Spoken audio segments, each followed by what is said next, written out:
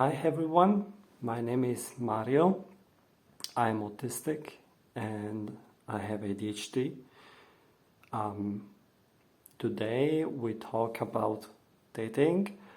So the main purpose of this video is to kind of share my dating experience and how you could effectively date me.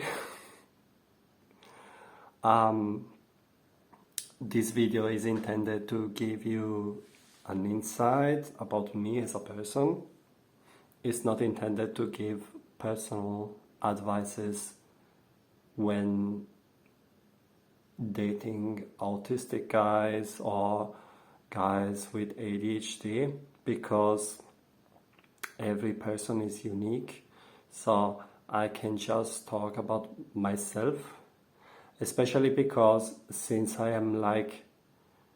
have both diagnoses, I can tell that I'm very different in several aspects when I compare myself to other people with the same diagnosis or one of those two. Okay, that being said, let's start. Okay, let's talk about chatting first.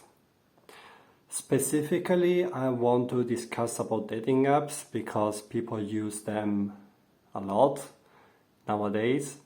So if I get in touch with a girl in a dating app, then my first suggestion would be to be active and be proactive in chat. And why am I saying this? Because I often have the impression when I'm chatting with girls in dating apps is that I need to entertain them to be interesting to them. Otherwise, I would get punished, ghosted, or whatever. And the thing is, you can meet tons of people in these dating apps, and I assume that people can get lazy when starting a conversation with a new person. So that's maybe why I have this impression. But the bottom line is that I don't really like to have this feeling that I have to entertain the other person. I just would like to have an easy conversation, but at the same time, it should be kind of engaging. I don't want to be lazy. At the same time, I don't want this to take forever, because I'm not a chatty person. So I would suggest to have a short but nice conversation and then meet in person, because that's what I like to do. So, dating apps aside, let's talk about chatting in general. So like WhatsApp, Telegram, and so on. So, as I said, I'm not a fan of chatting. I like chats that are easy. I'm the type of person who likes to send cat gifs. Yes, I'm one of them. And it's not like I dislike deep and complicated conversations in chat, because I actually tend to do that very often. And the problem is that it takes forever for me to write a message. Literally, sometimes it takes 45 minutes to write a message, and this is exhausting. And at the same time, my brain goes there. I have this instinct to have deep conversation with people, but I am aware that chatting is not takes a lot of energy and time, and I don't even have the satisfaction of meeting a person one-on-one. I don't know. So I would suggest to like keep it easy and maybe have those deep conversations in person. That would be better.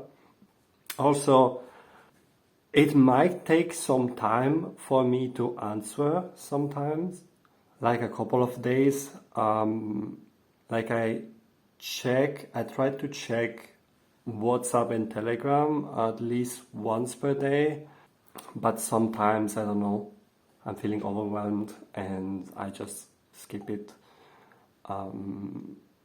Yeah, so just be informed that if I don't answer, it's not because I don't care, it's just because, yeah, I'm going through something. And normally, if I do, I inform the other person, but you shouldn't count on me informing you because I might forget because of ADHD. Yes, so as I said, maybe chat is not the best place. I'd rather meet in person to like not get into uncomfortable situations. I hope it makes sense what I'm saying. Okay, let's talk about dating in person. So this list is a bit longer. So I will try to be like kinda structured when discussing this. So let's go. First point is don't have expectations, especially when it comes to the first date. I can like feel very nervous at the beginning when meeting someone. So what I like to do is just, if we have met maybe once or twice, we are just at the beginning.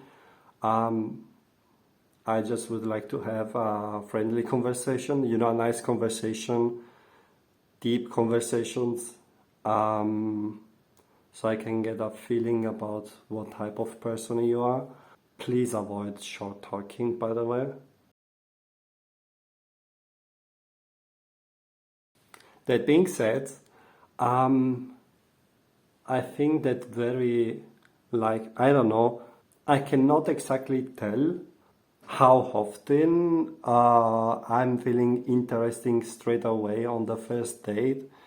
When I'm feeling already a strong connection or like infatuated or whatever. From my point of view, I just want to meet a nice person and that's it.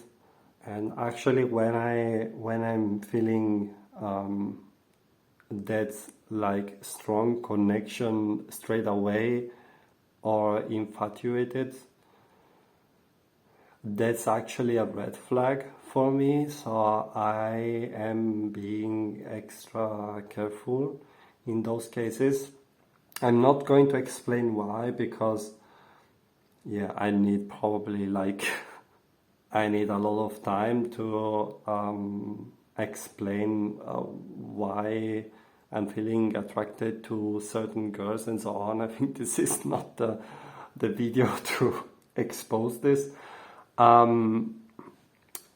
Yes, in any case, let's just meet and have a nice time, and that's it. That's what I want to do, so that I can feel relaxed and at ease over time. Okay, so next point is be curious. So I actually find myself very often in the situation where I know that people have the wrong impression of me.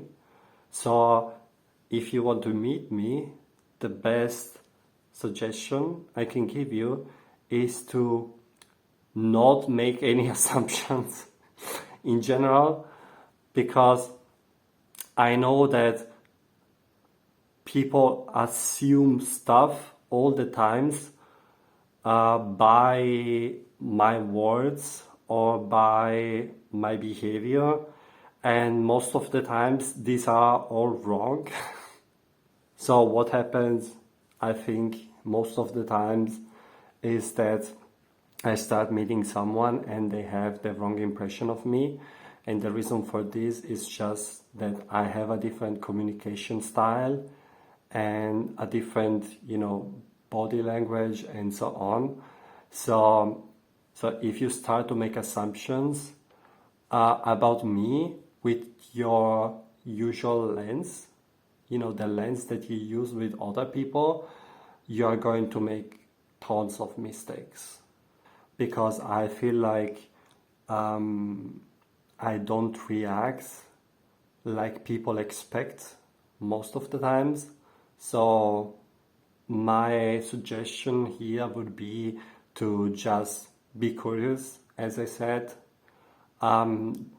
If you notice that I use some unfortunate combination of words or I have some weird behaviors, just ask why do I choose certain words, or why I say something the way I do, or why do I do something like I perform certain actions if they look weird for you or whatever it is, so that you can actually get the correct idea of me, which is auspicable. Is this like an English word? Auspicable? I think it's not. Desirable is the correct word. Okay, so next point is have tact.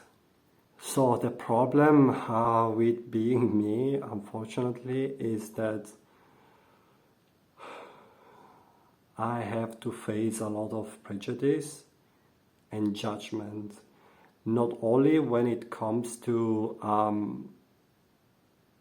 dating, because I think that dating is the worst offender, but in general in my daily life. So I struggle with a strong sense of inadequacy because of this, and I'm completely aware of it.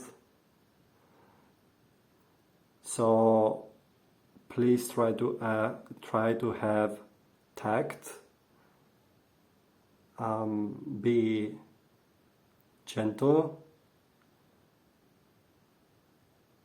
Yeah, because you might not see it, but I really have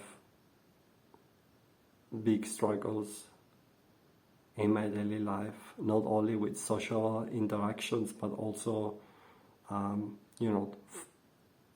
functioning like in this society as a human being. Okay, let's go to the next point.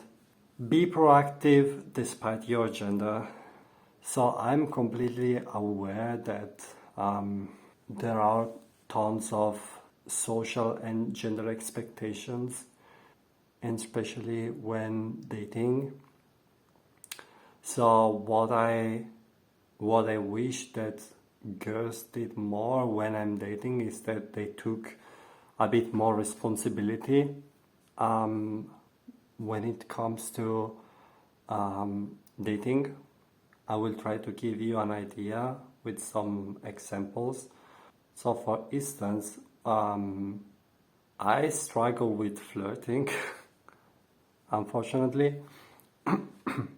And it's not like I don't know how to flirt, because I learned how I can flirt and be successful with girls. But at the same time, this feels extremely unnatural to me. So I would be very grateful if I don't have to do that. Another instance or another example is that I know that guys are expected to look for physical contacts, like slowly, like at the beginning it should be fast but intense. and then increase the frequency and the duration of touching. But what this looks like to me is invading the personal space of the other person. And don't get me wrong, I am like a touchy person, I'm very touchy. But this has nothing to do with being respectful with the private space of the other person. So the thing is, I am insecure, so what I would do normally is to ask the other person if I can get close to them, if I can hug them, but while asking, because I know that I'm not supposed to ask, but from one side, I cannot read social cues, so my solution is to just ask the other person, and I know that this could make the other person feel uncomfortable, but I don't want to invade the private space of the other person without permission. I don't know if I'm being clear about this. I know this is going to look very awkward when I ask, but I just need a bit of time to get confidence that I can be myself, that I can be touchy, and then yeah, that's it. Also, like something that sucks, I don't know how to, for lack of a better word, is that sure, I can like share some examples of gender expectations that I really really dislike, but of course I know that I'm not the only one who suffers because of these gender expectations. For example, I have a female friend of mine who would actually be proactive and kiss the guys first. And this is weird because I know that guys are supposed to engage in kissing the girl, but she's not that way, she's the opposite. And she told me that she needs to actively stop from doing that because boys thinks that she is cheap if she does that. And I was like, what? I wish they kinda did it to me so I don't have to kiss, to engage that kiss, Please don't kiss me without permission. Just give me a notice, ask me, and then sure, you can do that, at least at the beginning. And then sure, you can do that, but otherwise it would be very awkward because I get surprised. I don't know how to explain this. I'd rather prefer if you ask me if you want to do that. You can like ask the first time just to see that it's consensual. So yeah. Okay, so next point is be communicative. So communication is not only verbal and non-verbal. I already mentioned the thing of a touch, so I'm not going to like repeat this again, but I just want to say that again that I ask permission and don't get awkward about it, please, because I will feel also very embarrassed. But I mean, I appreciate if the other person is looking for physical contact without me asking for it, if that makes sense, because if I like you, you don't need my permission to look for more physical contact. The other point is verbal communication. So I cannot like stress this enough. please be clear about your intentions, because I miss social cues all the times, even when I'm focusing. So if you want to like date me, let's have a discussion about this. Also, this would help me a lot to build trust, because I find myself very often in guessing what girls are thinking. I don't want to guess what people is thinking. I find it very frustrating. So if you are like straightforward but with tact at the same time, I will be very, very grateful. Also, it's good if you study a bit of effective communication, especially when it comes to arguments.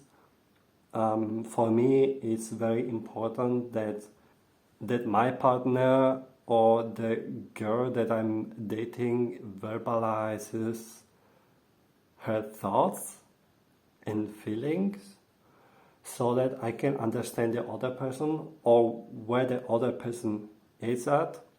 So please do that, so that again I don't have to guess it and have misunderstandings right at the beginning. Okay, so next point is accept me. It's really, really difficult to like explain in a short video like this how difficult my upbringing was. I often have this feeling that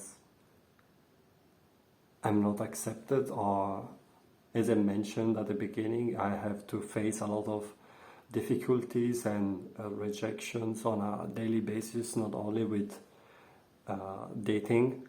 So I will be extremely grateful if you encourage me in general, to keep on going, and because I really don't have people who encourage me in my life. I'm also very externally motivated in general, so that helps tons.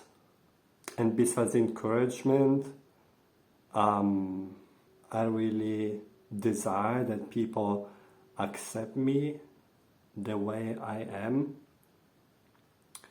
And once a good friend of mine told me that I don't understand you, but I still accept you and respect you. This is like the best thing you can do for me, because I know that people struggle to relate to my experiences. I do my best, but I know that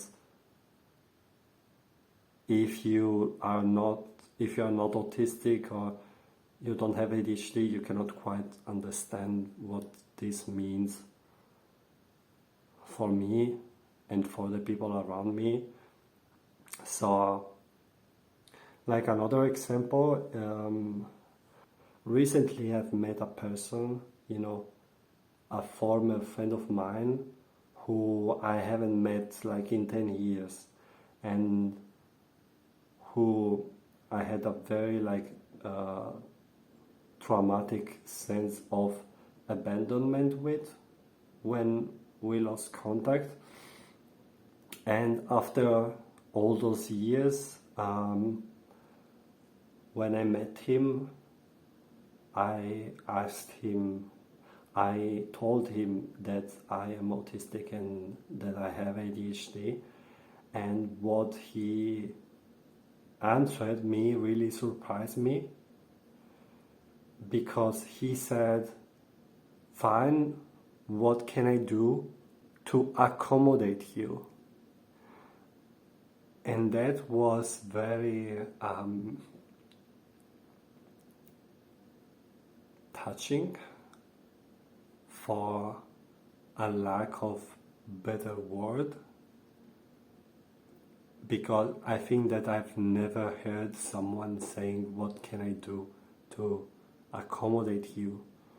And at the same time, really like respect, not respect, like stay with that statement and be consistent, so I can feel comfortable if, for example, the environment is too upsetting for me and I want to change it so that I can focus on the conversation and have a good time with the person. At the same time, I think that no one has ever told me, "I don't understand you, but I still accept you," which is very sad, to be honest. I'm just laughing because otherwise I would cry, but that's my experience. So the best thing you can do is to accept me. Okay, so next point is respecting my space. So I can clearly tell you that my social battery is very small and depletes and gets depleted very quickly. So even when meeting friends and so on, so I often need space to recharge my battery to be ready for the next meetings and interactions with people, like friends or not necessarily friends or whatever.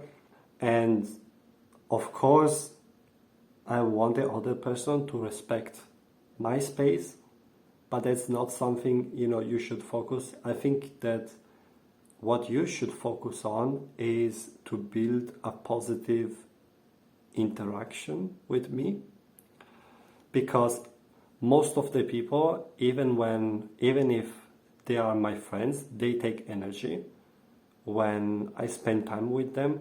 And I think that very, very few people actually give me energy.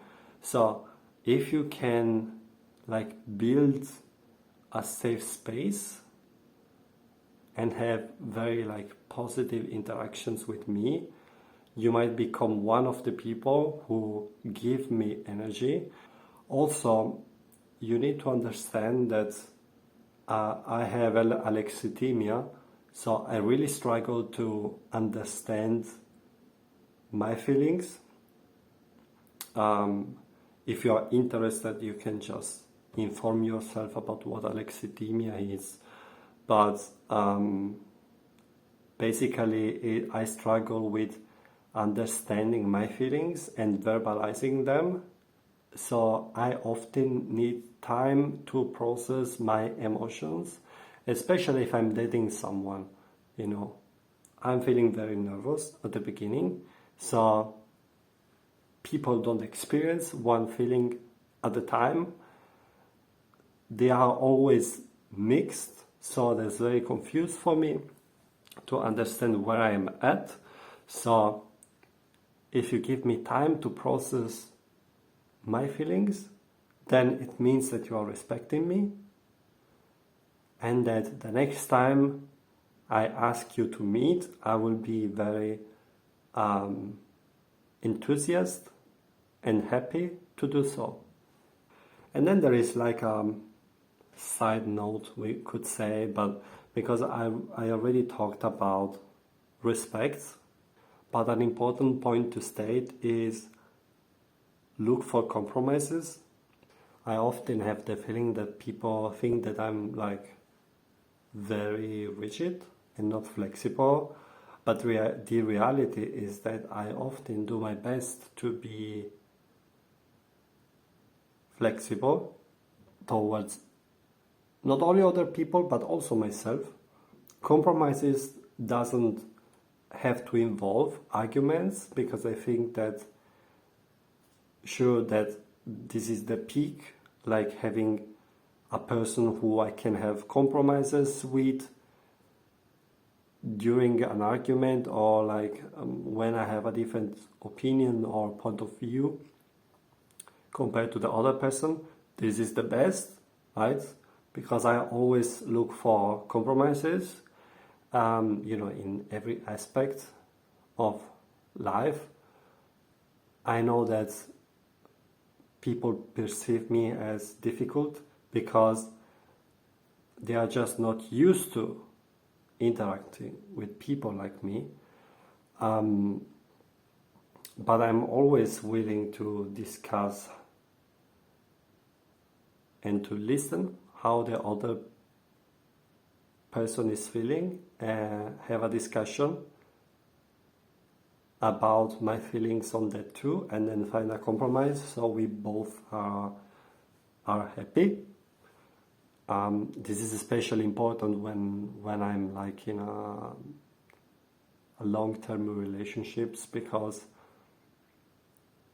I don't want my partner to get resentful, which is what happened in the past. And when the other person builds resentfulness, then they randomly get angry and they are not able to express their feelings in a way that is understandable to me. Like they look like they are angry for no reason, and often they get angry but because of a trigger, and people are often not aware that a trigger is not necessarily the reason why a person is building a resentfulness. So self-awareness is very important there. I can just mention sensory overload because I like going to pubs, restaurants, and like any other person. The problem is that I'm feeling overwhelmed because of noise, people, so I have to be more picky for my own mental health and to enjoy the conversation with the other person. But it's not because I'm picky, it's because I just get overwhelmed by the noise, and I cannot hear what the other person is saying while the other person can hear me. So it's very frustrating, really. So this is another example of in a small scale of finding a compromise, because I don't want to monopolize the choice of the place to meet, so we can find a place that is nice for both of us. But true, I think that people again have the wrong impression of me. They think that I'm very complicated. I'm really not. It's just that communication is not there when the person is already judging me for the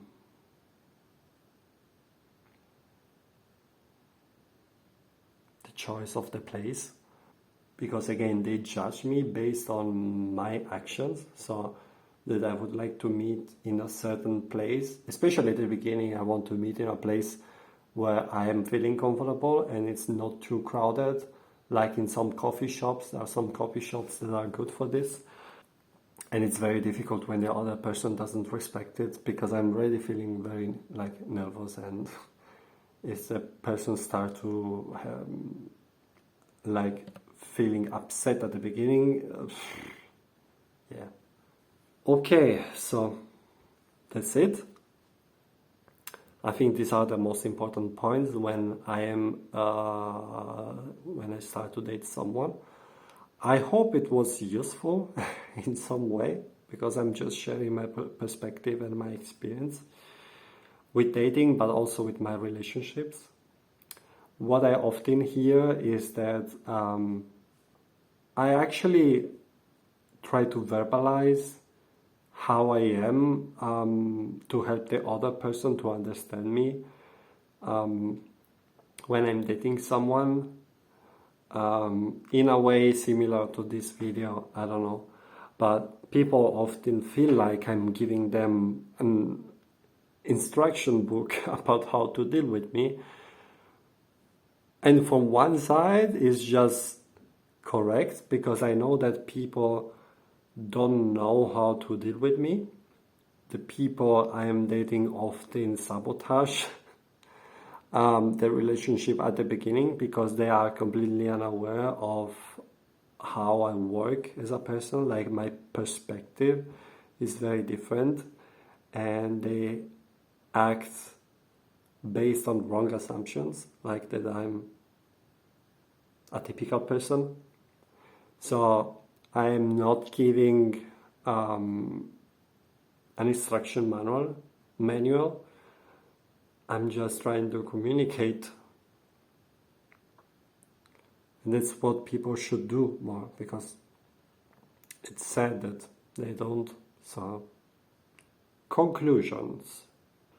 Okay, good. I'm done. I hope I don't have to edit this video for hours and hours, because editing is the part that I hate the most. Yeah, good. So, quick reminder that I have a meetup group. I actually have two groups, but probably one soon. So one is called Friends of Neurodiversity, and that's what I'm planning to maintain in Vienna. And the other one is called Proudly Autistic and ADHD Fellows. I hope I haven't told you the wrong name. Please click the bell icon to get notified. Click thumbs up or thumbs down if you liked the video or if it was useful. I hope so, because it was a lot of effort, and yeah. And I'm also grateful if you write a constructive comment in general, or even better, you share your experience and your understanding of what I said, or your experience with dating as a neurodiverse person, or as a neurotypical person dating a neurodiverse person, blah blah blah blah, those things. Bye bye.